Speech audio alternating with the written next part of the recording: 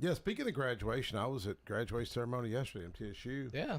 And yeah, one of my good friends, he graduated with his master's, I believe. Really?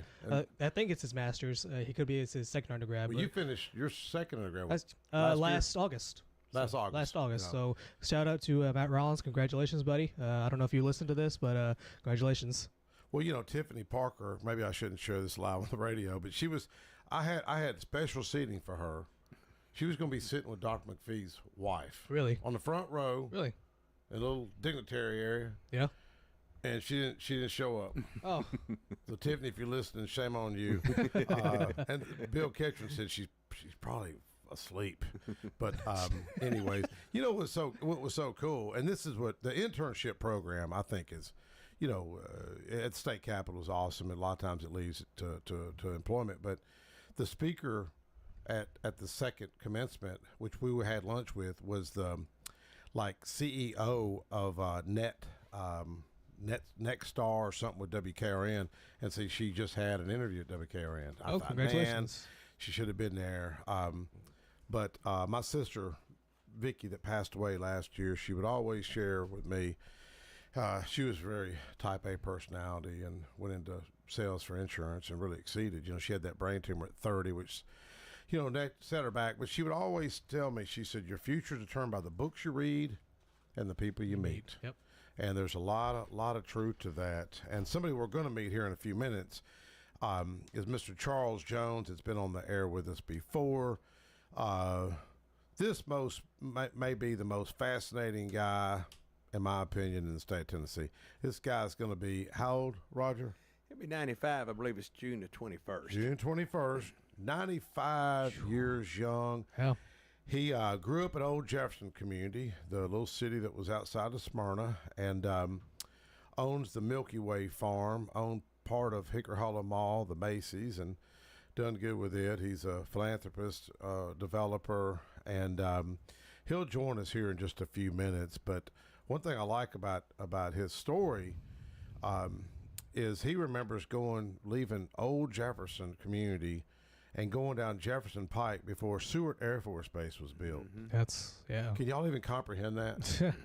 That's like me saying I remember when the whole in Smyrna on Sam Rayleigh, when that wasn't developed. Do you remember that? I remember that. Oh, this is. Before Seward Air Force Base. Could you imagine how small Smyrna was? It's without Seward. What was it? About 3,000 people at one time back then. Oh, I'd say in the late 20s and 30s, 30s. It'd be what? I imagine there was nothing but back roads during that time, or back roads and dirt roads. So, but yeah, Gills was probably still there. No, Ginny. No, Gills if you're came listening, in after Ginny, World War II. Yeah, they've been around. They've been around forever. Hey, no, that market would have been there though. Yeah, remember the one that his. Well, all right. Well, the original one was on Front Street there, wasn't it, or Laurie Street? Remember, there was the original somebody won the one market in the poker game. That might have been her dad. No, it wasn't her dad. It was the guy that ran for highway superintendent. His dad, or grandfather. Anyways, Jenny, if you're listening, or Trish Nash, somebody, some historian, let one of us know. But you're straightening out our history. They won in a poker game. Yeah, it was over, I guess, where the Candy's Market is. It's a little gas station across, I think. Oh yeah. But I'm not going to say who you remember it, don't you? Yeah. But way before that, the original one that he built before all that was right there where the old print shop in there was. You know what I'm saying? The print shop restaurant. I think that's where he was in the very beginning. I'm talking over there at Samerty Parkway and Nissan and Jefferson Pike. Yeah. That's one. This same guy. But before he did all that. Oh, really? Yeah, Jenny. Call it Jenny. Correct us. He had that very. Yeah, we got Jenny. Mr. Jones may know because that was called Hell's Camp. Yeah, where my car business was and Spooley's Hair Salon, that was called Hell's Camp. It was HALES. It was camp.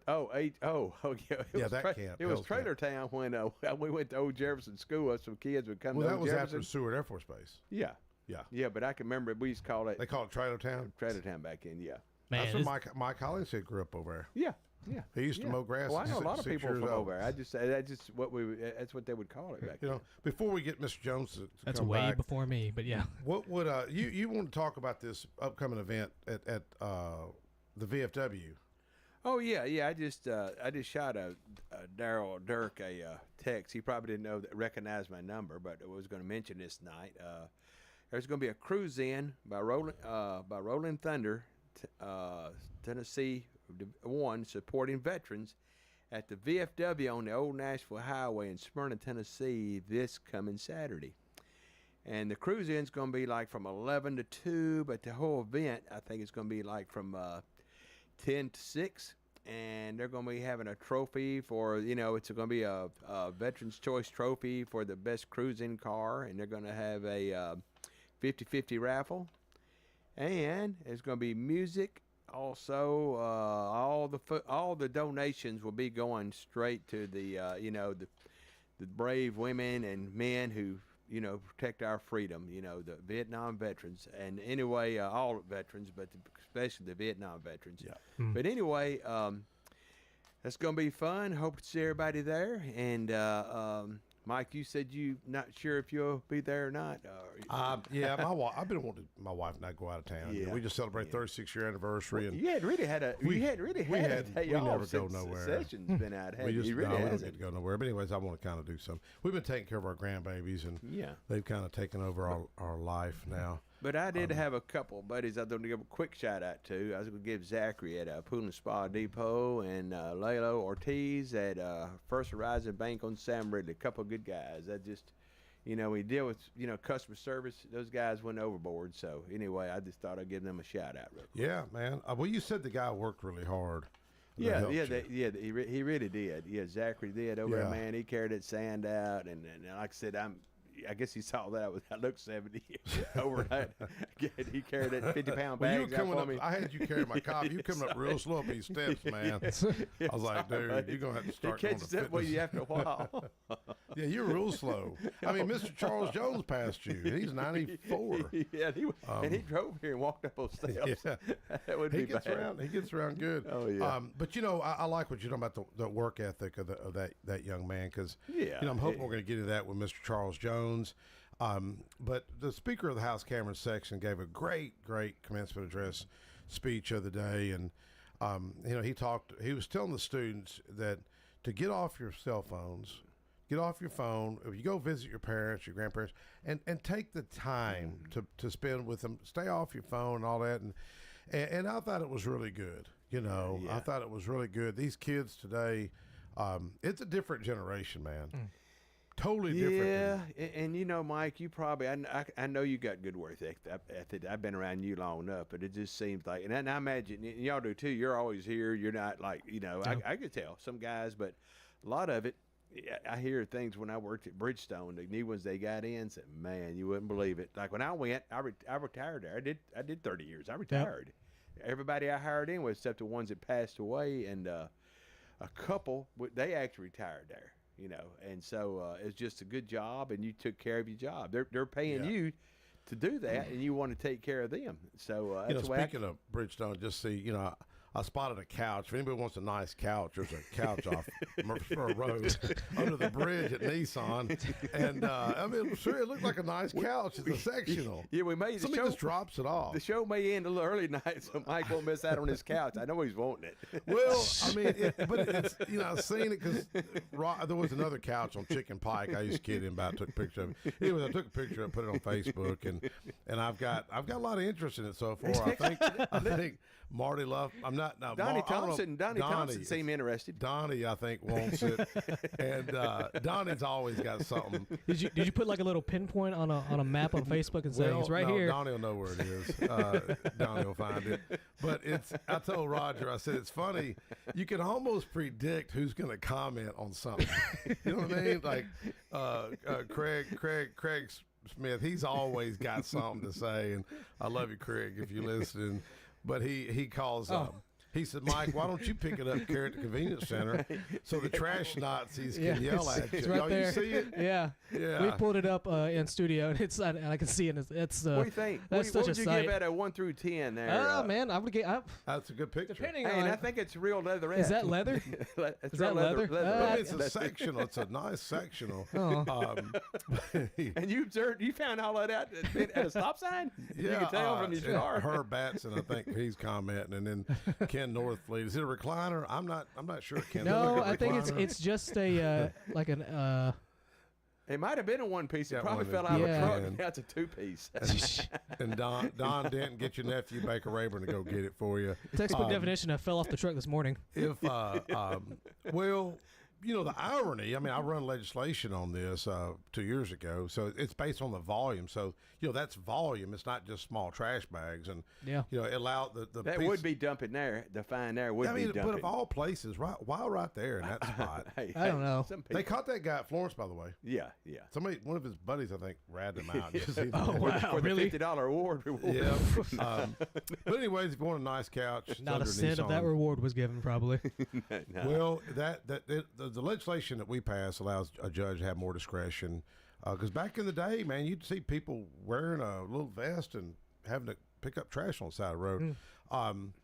But anyways, you could almost, Donnie Thompson's always got something quick to say, man. Oh yeah, he's yeah, quick. Yeah. He worked down there with us at Bridgestone. He was in the over the battery shop. He's quick. Now, if knowing Donnie, he used to drag race down through there. You know what I mean? on the tow motors? No, in that El Camino.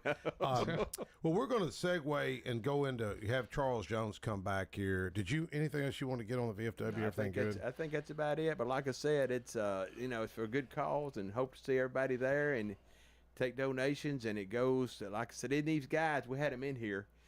You know, they've even had to be the pallbearers. These Rolling Thunder guys where there was no family, and they've helped. This money helps with groceries, electric bills, all kind of things like that. A lot of those guys, man, they were on the radio here with us, last month.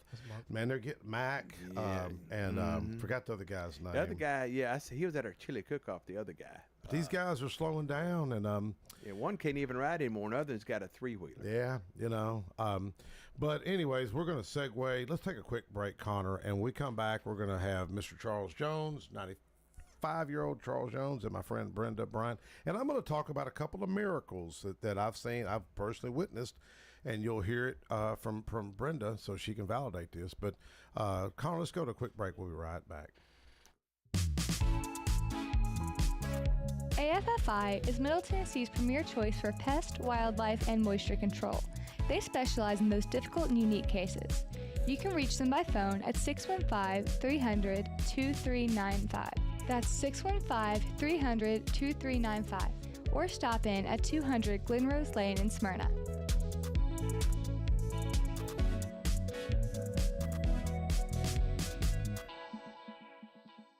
My wife and I enjoy going by Yard Sale Inc. We usually go to both locations, the one in Smyrna as well as the one in Murfreesboro. A lot of times on Saturday mornings we stop by, and their inventory changes weekly, so you never know what you're going to see, and it's mostly open box. The name fits it. It's exactly that. It's a yard sale. If you don't totally agree with the price, the staff is always friendly and nice and willing to work with you. That's the Yard Sale Store in Smyrna at 111 Enon Springs Road West, in Murfreesboro at 204 South Front Street, and online at bestdealintown.com.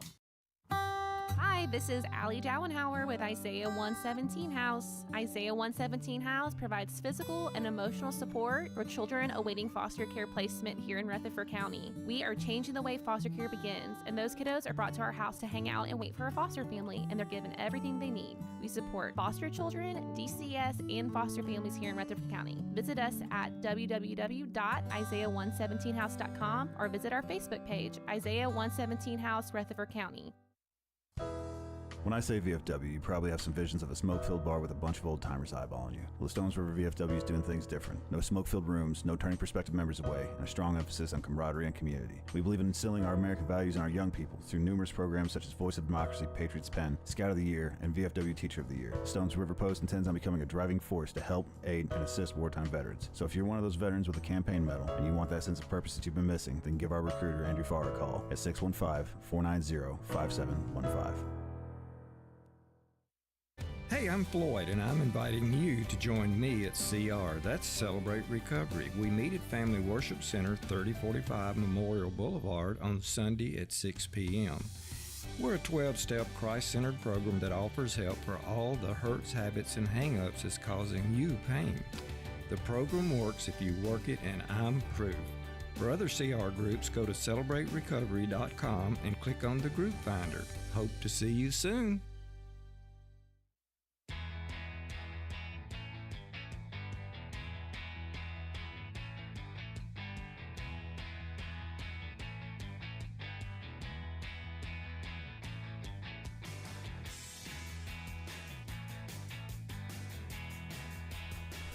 All right, we're back. Conversation Mike Sparks. I'm your host, Mike Sparks. Got a gentleman that I think is probably one of the most interesting people here in our state. No one has this guy's story, and he's 94 years young, grew up at Old Jefferson, Mr. Charles Jones. And one thing that I think is really neat about this guy is, Mr. Jones, you told me you remember going down Jefferson Pike before Seward Air Force Base was constructed. Is that right? Yeah. Yes, that's true. Well, you know, your background, you know, you're, I guess you could say, a developer, real estate guru, investor, philanthropist, and you're a strong man in your faith. Is that correct? I've been adorned with lots of titles, and I've also been adorned with less complimentary titles. Yes, sir. We used to be in the car business too, didn't you? It's kind of a long story, but one day I met with a guy who was suing me, and and he had a high-paid lawyer, and I thought, well, if I'm meeting with a high-paid lawyer, I better get a high-paid lawyer. So I called a friend of mine named Larry Hoffheimer, and when we sat down, he was suing me for $325,000. And when we were driving home, Larry said, "I've never seen anything like this. The guy's now giving you half of his dealership if you'll be his partner, and if you have to loan it money, he'll give you 8%, and if it doesn't make a profit in 3 years, you'll just sell it all and split it 50-50. And he said, and not only that, they're letting us write up the deal. Really? I said, yeah, I think that's it. That was a Lincoln or Cadillac dealership. The guy had Cadillac, Olds, Pontiac, and Chevrolet all in one place. And I had a leasing company, and that's why he wanted to be my partner. I was buying a lot of cars, and he wasn't selling enough cars. Yes, sir. So it did make sense. What was your favorite car back in the day? Well, back in the day, a 36 Ford, it cost me $300. Really? 36. What was your first car? That was it. 36 Ford? 36 Ford. Wow. Gas was 16 cents a gallon. Really? And we'd have to take up a collection. We didn't have anybody that would put in the whole 16 cents. Really? Wow. So y'all have a rumble seat in the back? No, that was a coupe. I had a sedan. Oh. What'd y'all do for fun back then? Well, just I was too young for it, but old Jefferson Springs Yes, sir. had a kind of a resort there, a dance hall and a bowling alley and a little beach along the river there. So that would be the one off of Jefferson Pike off near Lamar that you're talking about, the Springs. Am I Where correct, the old Roger? big steel bridge used to be. Yeah, went over, yeah. Had the bridge over the river. My Uncle Ed used to walk across there. My mom said on the top, go across the Ed Hunter. She said he would walk over it. Really? Yeah. That so is that what y'all kind of done for fun? If you want to call it fun, we went across the bridge at Shelby Park. It was about a mile span across there, and a train came as we were. Serious? And we had to hug those steel railings. Train passing about 18 inches away. Oh my gosh! Yeah, that did sound a little fun right there, didn't it? Just staying alive was exciting. Well, I asked you here about a week ago. I was talking to you. I said, somehow I got talking about keeping up with the Joneses, and I was afraid I offended you. Keeping up with the Joneses. And what did you tell me about the Joneses? I said I've had more trouble keeping the Joneses up than other people have keeping up with the Joneses. Yeah, it is funny. No, I thought it was really I go back. I often talk about weird God wink moments, synchronicities, and had something happen to me the other day. I was, had this fatherless mentorship legislation, and sometimes I think people don't take these issues seriously, because I see our culture, kind of just corroding in a sense. The family unit, the brokenness that I see. We're talking about lack of work ethic, and I know there's great young people. I know there are, but I've also seen, rising drug addiction. I mean, homelessness. I mean, just walk outside here and you'll probably see a mental health issue. You'll see some homeless just right outside the studio here, And it's a growing problem. And I wrote a little article in my Tennessee Ledger, TennesseeLedger.com, and I put this in there. And I'm kind of thinking, man, I wish people paid attention to these issues. You know, they're important. I mean, our jail is over capacity by about 150 inmates. That's per Sheriff Mike Fitzhugh had mentioned at an event of the day. 1,006 inmates, and a lot of that correlates with the fatherless problems and drug addiction. And within an hour and a half, I got a text from UT that said, "Will you join us at this fatherless conference?" And I thought, man, I call those confirmation. Yeah. And another area, because you would say, well, that's just a coincidence, Mike. When something is highly improbable, those are what I call synchronicities, God-wink moments. And that's what the late Carl Jung, psychotherapist, had even coined that phrase. But one I want to talk about is Brenda. When I first met Brenda, well, not when I first met Brenda, but we were talking, that was years ago, 8 years ago, and my son, Preston, my oldest boy, decided to put his house up for sale, and I just mentioned it to you. I just happened to say, yeah, I think Preston's going to sell his house. And what'd you say? I said that's great because we needed a place where we can house women. Want to try to help some other ladies. Women, single women or women with small children. Yeah. So that they wouldn't be homeless. And I think Charles has an interesting story about one of the first residents there, the young lady, if you can remember her, Charles. Yeah, when we bought it, you had somebody in mind. That's the reason we bought it. Right. And there was a lady that was living in her car, and she had 1 or 2 children. Wow. And so we bought that house, and Brenda then gave her a place to live. Well, Brenda, you've been through your own challenges. Your husband passed, Paul passed when? Well, it's been about 8 years. 8. And then when did your church burn down? What was that, 10 years ago? Yeah, that was probably 10 years ago. 10 years ago prior. Pull that mic up. Can you hear me now? Yeah, pull it up. But we got to speaking to it. But the church burned, and what I thought was interesting is that no Bibles were scorched. No crosses were burned. Correct. That's correct. And then that was definitely one of those God wink moments, because not one Bible burnt, not one cross was burnt, the pulpit was not burnt, yet all the chairs that were like iron or whatever, they turned to ashes. They just all melted away. It's no explanation. And then some lady just happened to call you, right? Yes, we were actually actually, she was a former church member when we were at Christ Church over on Nashville, on Old Hickory Boulevard, and she just happened to be driving down at that particular time, and she called me the very next day, and she said, I heard about what happened. So I immediately called my boss and asked him if you all could just stay there for a while, and she said that he had agreed to let us stay for like 6 months. And that's at the trucking company just right up the street. It's not a trucking company. It's actually like a sign, where they make signs. Skyline Exhibitor, where they actually make signs. And so the owner of the company, he agreed to let us stay there for like 6 months, and if free. Wow. And then if we decided to stay afterwards, of course we had to pay rent. So we've kind of been there since that time. Yeah. Well, you do a food pantry, and yes, I think Marty Lupman's helped a lot on that. Oh yeah, and we work a lot with young mothers still.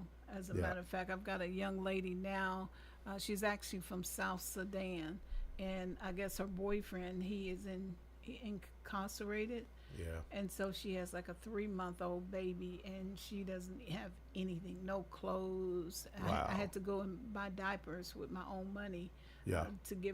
To allow her to have diapers for a baby. So we're going to be doing a baby shower specifically for her, to try to get some clothes for the babies and some diapers and some basic things, and to help her get medical care. Remind me, there's the state of Tennessee, we just allocated, I believe it was $1 million, $2 million. There's a group they partner with. It's diapersomething.com. He comes by and sees me every year, and that's the thing this guy does, and he helps families across the state. So my assistant will have that number, so remind me to get that to you. Thank you. Miss Jones, I know that you put the money up for the house. I hope that's okay for us to share. And you were able to help her where she was later to get her own mortgage and buy the home on her own. Why would you want to do that? Well, I've looked at a lot of things. I kind of measure the opportunity to do something that helps people like you would measure the amount of interest you make on a deal. Yes, sir. So there's not really that much difference. You can measure the amount of good something would do in the same way you'd measure, would this pay me 20% or 40%? Like I had a guy that had embezzled money, and he had paid all that he could back, sold his home and everything, but he was $100,000 short. Yeah. And he had 9 children. And so I contacted the judge, and he'd embezzled $400,000. He'd paid back 3, but now he still had to go to prison for 8 years. Wow.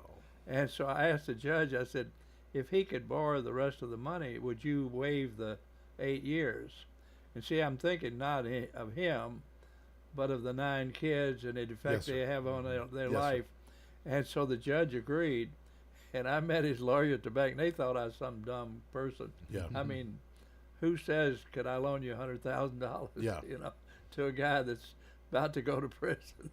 Well, but if you look at the macro economic side of this, I mean, this guy's going to be incarcerated.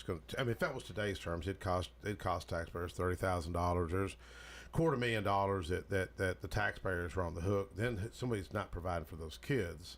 So it really is what you did was a benefit to society as a whole. Well, it was a bargain for me. There were not many things that I could have helped that many people that much for that amount of money. Yeah. And he even later was able to pay it back. Yeah. But then I bought a house and leased it to him and let him build enough equity to buy the house. Yes. But I just, if you look at investments at the amount of good they can do and forget about interest, the deals where you're making interest on it will take care of themselves. Yeah. And so you're not going to try to think of every deal as a way to promote benefit, but you need to equate it the same way as you would if it is amount of profit. It's just not cash profit. Yes, sir. Well, what you bought the Milky Way farm, and if folks aren't familiar with the Milky Way farm, my wife pulled up Tennessee Crossroads. They've got a nice video of you talking about that. I didn't know if Connor was able to pull that up. Do you mind if we play this clip real quick? This is Charles Jones on Tennessee Crossroads, the Milky Way farm, and that was founded by the owner. What was his name? Frank Mars. Is that right? It was built in the 1930s by Frank Mars. He bought about 24 farms and put them together. Wow. And he called it Milky Way Farms, and he built a racehorse farm and thoroughbred cattle. Yeah. What year did you purchase that place? In 2009. 2009. Well, we're going to play this clip real quick if it's okay with you. Go ahead, Connor.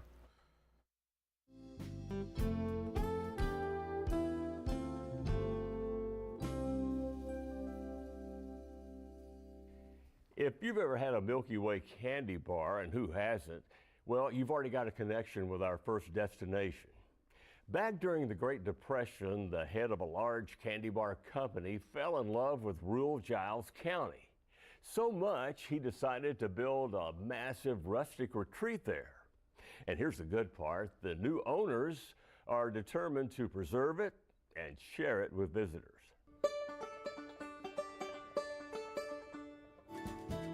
I think that the Mars family wanted to show them how to really make a show place. But they were really impressed with the beautiful countryside, the valleys, the bluegrass, the creeks, everything that just made this a beautiful place. There's an expansive piece of paradise in southern Middle Tennessee, all built with profits from 5-cent candy bars. Mars Candy founder Frank Mars and his wife Ethel paid a visit to Giles County, fell in love with the land, and began acquiring 2,800 rolling acres of it. Soon there was a stately 25,000 square foot manor house, built with massive chestnut beams and stone from the farm's own quarry. The couple entertained large groups of family and friends who would travel here by train. The house took 2 years to build, and it has 20 bedrooms and 14 and a half bathrooms. Lynn Golden and her father Charles Jones are now the proud owners. The house and farm had been unoccupied for many years when they paid their first visit. It was still amazing, even in the state that it was. There were some animals that had been flying around in there where the attic accesses didn't close. There was a large dead animal in the kitchen. And I just thought, oh my goodness. And going up to the mausoleum, it was overgrown to where you couldn't tell where the mausoleum was. It was beautiful even though it was overgrown, but I thought there's so much history that it was just, I'm sure people drive by and they were so sad. At that time, neither Lynn nor her dad knew much about the Mars family history. When I was a boy, I knew about a Milky Way candy bar, but I couldn't afford one. So Mr. Jones bought a local newspaper ad inviting anyone connected to the farm's history to lunch here. They expected a handful to show up. We had 350 people come with stories of how their father polished all the brass on the property, or the stories started coming in. I think Dad and I realized right then we're just stewards of this farm for right now, that it's really people built this farm, and there's a lot of love for this farm. That right there is an interesting photograph because it's... One of those visitors was Sam Collins, who grew up here. His father was the farm bookkeeper who tried to save every document and photograph. Well, I've never got to travel out there. When's the last time that you've been out there to visit? I get down there every month or two, but I've never felt comfortable sleeping there. I feel like it's Mr. Mars' place that we're maintaining. Oh, you believe in spooks? I'm more the maintenance man than the owner. You believe in ghosts? No, but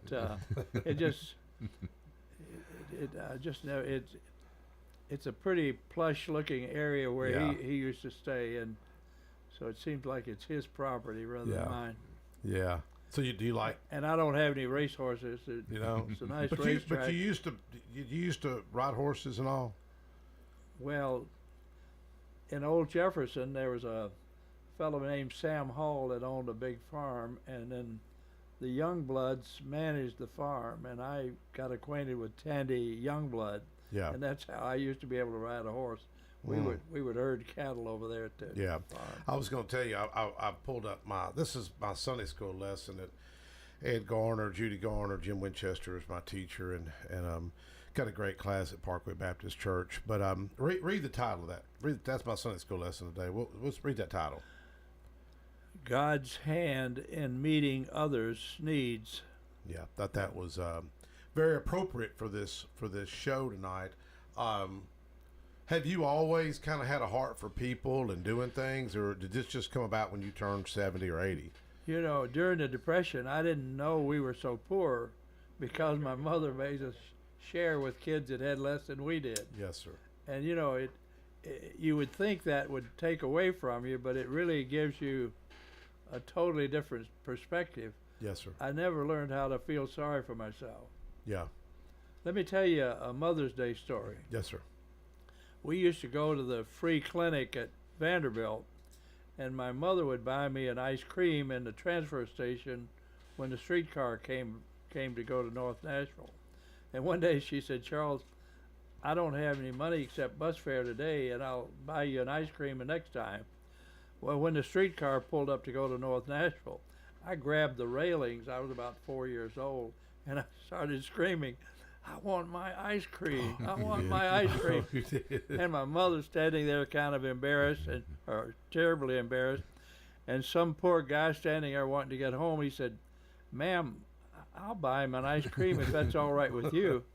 And she said, "He needs something, but it's not an ice cream cone, and he'll get that when he gets home." Now, if she had given in and let that guy buy me an ice cream, I would still be protesting.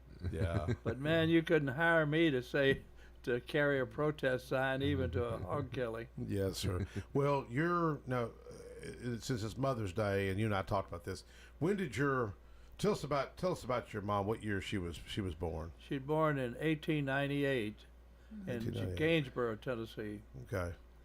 name was Pyron, or maiden name was Pyron, Pyron. And I'm named after my grandfather, her father, Charlie Pyron.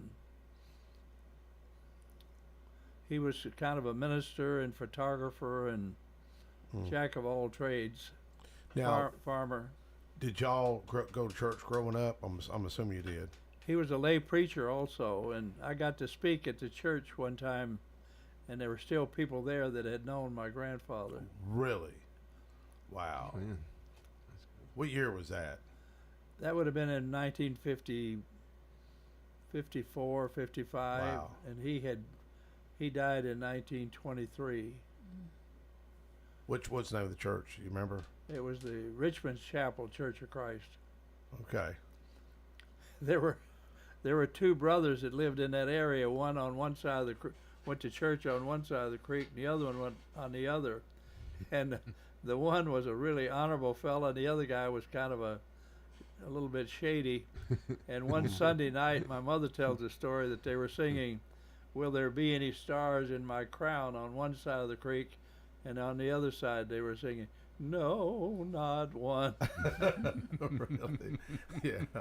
Well, one thing that I appreciate about you is that you have a heart for others, and I hope, because we didn't rehearse this other than Mother's Day, talking about Mother's Day, but you're as equally as passionate about these predatory lenders and what they do to the community and oppression and loan sharks. We'll call them loan sharks. And you helped some people years ago.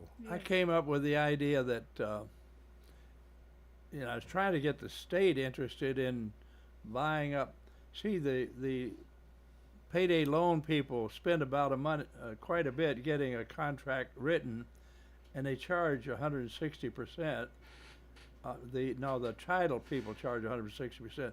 Payday loan people charge 400%. Yeah. And so what I did, I deposited $100,000 in a credit union, and then anybody that had gotten a payday loan, we could buy it the first month that it was there, and you only had to pay 1 month interest. So it wasn't too bad a deal. And then we let them pay the credit union a 6% interest, so they could go from 400% to 6% by just switching over. Well, what do you tell somebody who, because that's high risk. I mean, folks that they're there in many cases. Now, some are just unsuspecting, like the Miss Helen lady. She thought she'd borrowed money 11%. The dude was charging her 132%. Yeah. He was trying to take her car. Yeah. I made it. Did you ever get to see the video I made?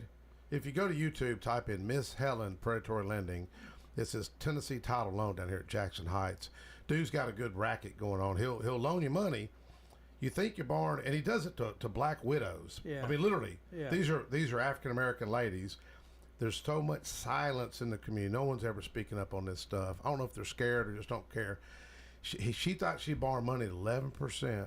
He suckered her twice, and I went up there trying to negotiate the deal, trying to get it down. But it was 11% a month.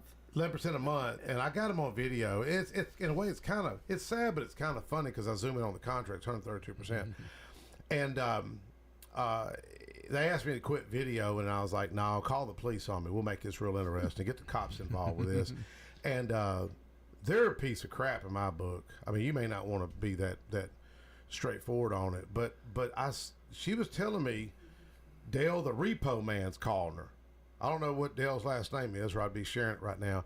And he was trying to take her car. She had a sister in the car that was special needs, battling cancer. The sister's now passed. She was probably in her 60s. And I told him, I said, "Man, do you realize she's got a sister out here battling cancer?" And he, for probably 5 seconds, he looked like he had an ounce of compassion. But I tell you, I've sold 2,000 cars. I mean, I've literally sold. I wrote the book on the car business. Just Google Mike Sparks, learn the car business. You'll see the book. And I've negotiated with all kinds of people. Most people will work with you if you just ask. My mother would often say, "You have not because you ask not." And this guy was not budging. He wasn't budging $1. And I started thinking, I know what it is. He wants her car. So he's going to take her car and buy an $8,000 car for $1,200, because it's only $1,200. and then he's going to turn around and resell the car for $6,000 or $7,000 or $8,000. And this goes on right down the street from here, and no one's paying attention. No, we met a lady. I was introduced to a lady one morning, and she was going to commit suicide at 11 o'clock. Mm. Wow. And it was really a payday loan that had just destroyed her. She was losing her home and everything else, and she had already scheduled. When we met her, she was going to kill herself at 11 o'clock. She have kids? And it wasn't a big problem. We were able to help her get straightened out, you know. But how do you, I mean, you know, if you're loaning money like that, what's your security? Because you're taking a lot of risks there. Well, I'll tell you a story. I gave a kid a ride one time, and he'd been in trouble with the police, and his mom had kicked him out of his house and everything. And I was buying his lunch and talking to him, and he became suspicious. And he said, "Why are you helping me?" He thought there was some ulterior motive. And I said, "Well," I said, "I'm a businessman, and I look, in a business deal, I look for the least amount of risk for the highest return. Yeah. But when I'm trying to help my fellow man, I consider that something the Lord's work. I look for the most risk and the least return." And I said, "Son, you're the worst deal that's come down the pike."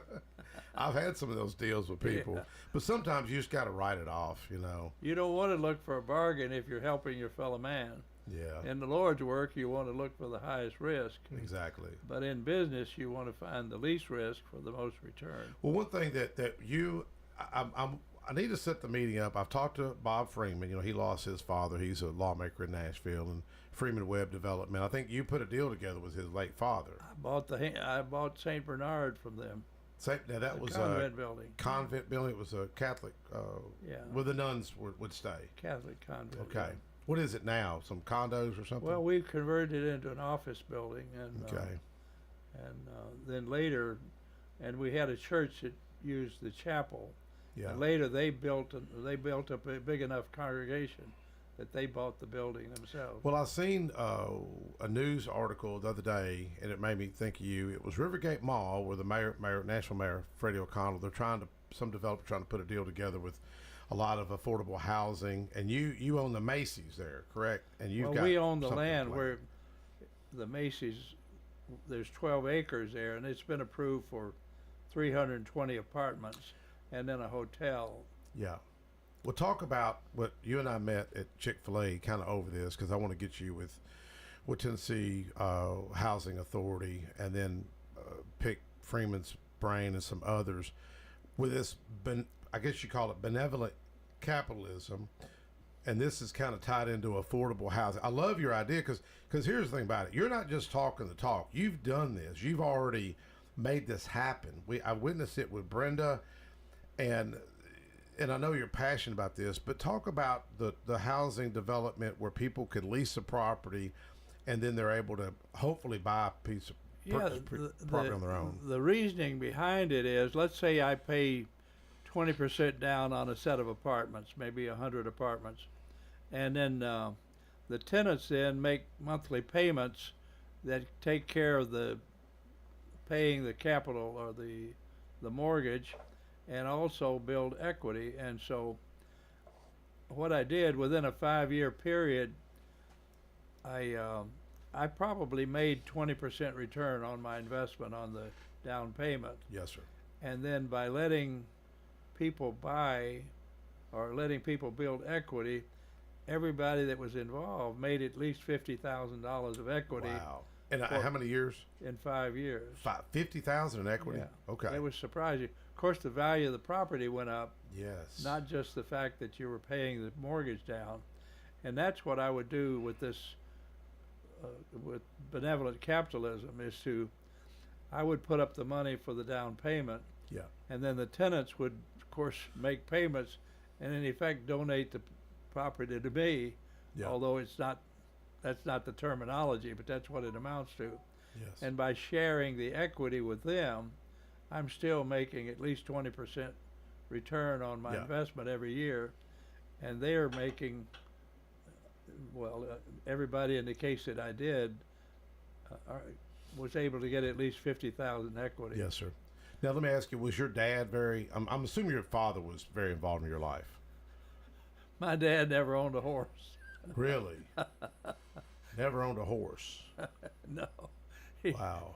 He owned interest in the liquor business, but it was as a consumer, not as a Really? not as a distributor. Was he, what I don't want to call out a denomination. No, I don't mean to make light of it, but it just. Did he go to church? Do what? Did he go to church? Well, he did. When he was about 35 years old, he was converted and baptized in the Stones River there at Old Jefferson. Really? Yeah. Cool. And was he a Church Christ? Yeah. For several years, he was faithful, maybe for most of his life. Yeah. But early on, he had grown up where moonshine was highly available, and he developed a problem of drinking. What do you remember most about your dad other than drinking? I kind of have his wit. He could tell the funniest stories. I don't know if he made them up or if they were true, but he could have been a stand-up comedian. Really? Yeah. And, but he didn't have an education. But he was a carpenter, and I used to work with him. In fact, he and I both worked for my brother. My brother had a construction company. Yes, sir. And one day he got to work late, and then he started putting his tools away about 15 minutes early. And my brother said, "Papa, you came late and you're leaving early." And he said, "Son, I'm never late twice in one day." Really? Going back on this predatory lending and this stuff, I call it mafioso. I mean, it's like you may get better terms out of the mafia than you will some of these local places over here. And I went to the governor. I've never shared this on the radio, but I'm going to share it. The General Assembly recently raised interest rates. I mean, the media never tells you this because the media's in on it. Yeah. You know that, don't you? Yeah. Channel 5 sells ads. The large sell all contributions come from these groups. Yeah. And so I go to the governor, ask him to veto this legislation, and he looked at me. He was kind of surprised, and he said, "Why does this matter to you?" I said, "Man, the next generation is going to be held bondage by this stuff." And I said, "We all know what this is about." He wasn't willing to veto it, and I said, "Well, look." But it's not just the next generation. It's the woman with 2 kids. Yes. And her lights turned off. Doesn't that make you angry though? Well, I used to do I did a deal one time with the Teamsters, so I'm not offended by an organization being a little harsh. Yeah, but seriously, I'm not trying to put you on the spot. Do you ever get where you just want to cuss and get so angry where you see the breakdown of where our culture is? No, I feel that God is a lot more in charge than anybody realizes. Yeah. And the person that's doing the greatest harm is in the greatest danger. Yeah. And I really think more people should alert someone that is really meaner than the rest of us, that they are in more danger than we are.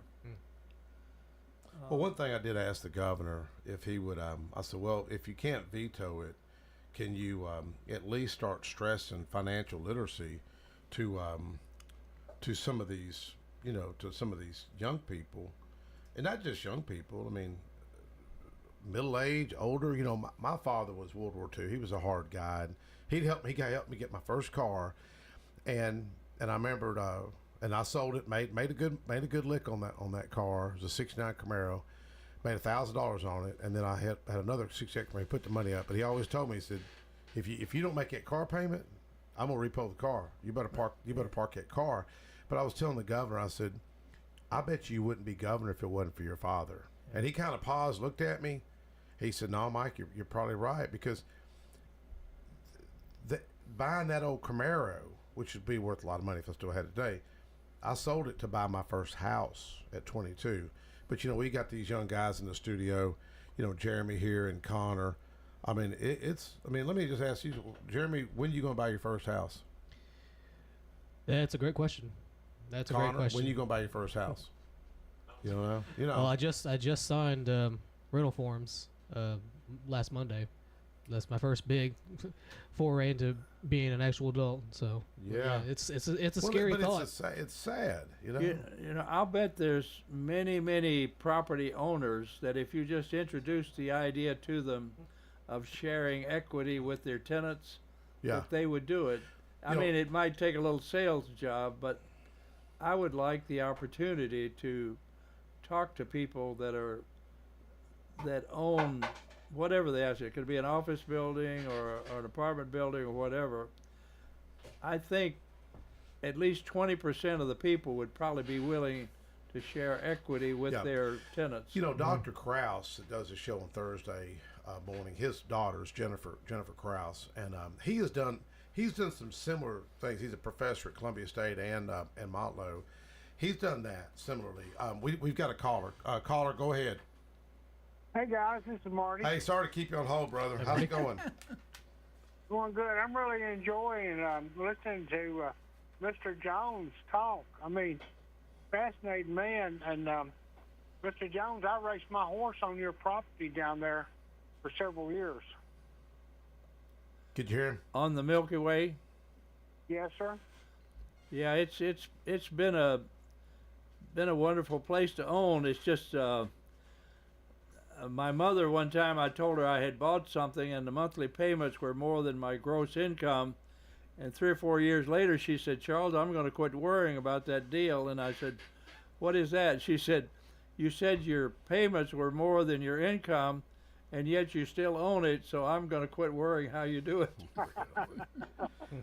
Well, Mr. Jones, I got to share this with you. The years I was down there, I don't know who occupied the home at the time or who worked in the barns or anything. I can't remember, but I do remember this specifically.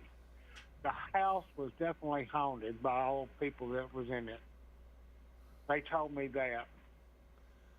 Well, I used to own a Catholic where the nuns lived. Somebody asked me if it had ghosts, and I said, "Yeah, but they're all friendly." So I think any haunting from Mr. Mars would have been, they'd probably give you a candy bar. Yeah. Well, they didn't complain about it. I mean, it was just common knowledge amongst them, I guess, because they shared it with us when we were down there riding. Well, hey, Marty, real quick, you're one of our Tennessee historians. You like putting deals together, don't you? I try, yeah. And you like putting deals together.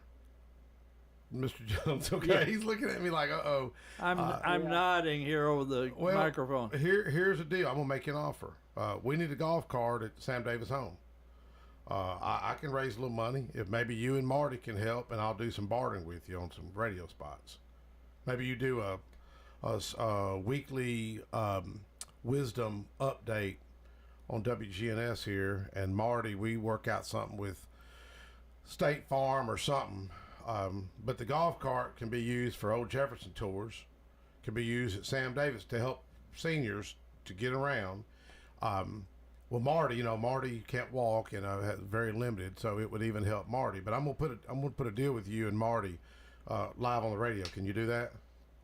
Yeah, I've never done a small deal, so maybe. Oh, that's just too small for you, huh? We can make it bigger. It would probably have to be 1,000 golf carts to make sense. Yeah, look at Brenda looking at me like, "Mike, what are you doing?" You know. I once was reading the Wall Street Journal at a donut shop, and I saw a sign at 520 townhomes for sale. Oh my gosh! And I thought I'd like to see a big auction, and I wound up being the buyer. Wow! Wow! Yes.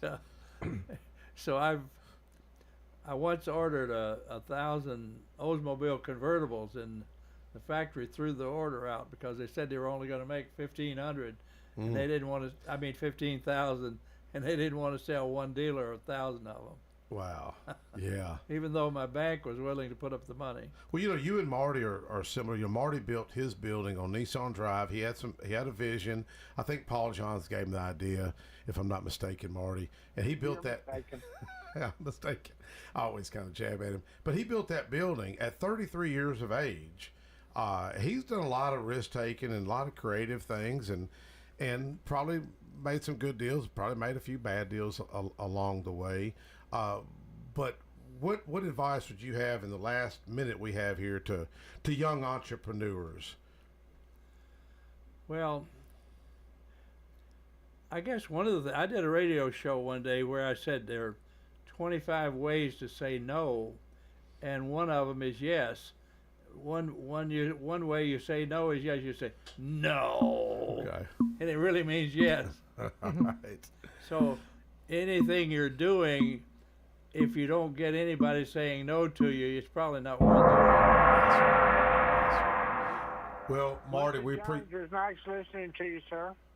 Thank you. Roger, good talking to you. Mike? Thank Brenda, you, brother. Are you up there, Brenda? I'm up here. I've been quiet, Marty, but hello. You here are. Well, Brenda, it's good hearing from you, too. It's good Y'all talking have a to nice weekend. Thank you, Marty. Thank you so much. To Marty. Thank you, Brenda. Thank you, Connor. Thank you, Jeremy and Roger. Ms. Jones, we're out of time. I want to have you back up here sometime, okay? Well, let's talk about some specific idea. I mean, specific Yep. opportunity that we Yes. can put together. If I can overcome my stuttering here. Are we still on air? We're still there. I've got my friend Amy Mabry with Action Homes. I think she's listening, so we're gonna work on this benevolent We need something with housing. We need something with at least 100 apartments, maybe up to 200, that we could put the concept together with. Yes. And share the equity between the investors, the management, and the occupants. Yeah, so we need to reach out to Steve No, Vice Mayor Laverne. Jason Cole, you're on the Housing Authority in Laverne, and we'll work on it. Well, folks, we'll catch up with you. See you next week.